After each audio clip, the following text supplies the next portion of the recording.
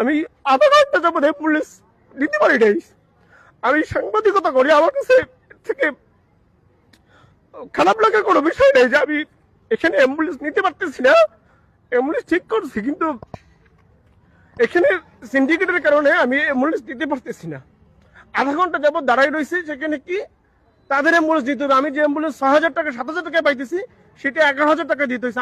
এই 2025 সালে এসে এটা শুনতে হবে। এবং শাহেদ নাকি বিএনপি করে। বিএনপি করলেই তার এত ক্ষমতা আছে, তার একজন মুমূর্ষু রোগী বেডে থাকবে আর সে তার সমিতির দোহাই দিয়া সেই রকমের দাঁড়াই থাকবে। আমরা এতটা অসহায় অবস্থায় আছি এখন পটুয়াখালীতে। এরপর তো আর কিছু থাকে না, আসলে এখানে কিছু বলার নাই।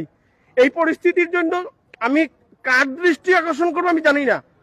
আমরা আইন শৃঙ্খলা মিটিং এ বলি, যে ডাক্তারদের নিয়ে বলি, হাসপাতালের সিন্ডিকেট, বেসরকারি প্রতিষ্ঠান, বাইরের প্রতিষ্ঠান, একটা অ্যাম্বুলেন্সের রেজিস্ট্রেশন নাই, খালি অ্যাম্বুলেন্স বসাই রাখছে। এরা শুধুমাত্র কমিশন বাণিজ্য করে, এখান থেকে রোগীদের জিম্মি করে রাখে।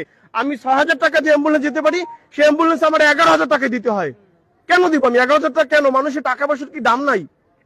আমারও তো সামর্থ্য আছে, কিন্তু যেই পরিবারের সামর্থ্য নেই তাদের কি হবে?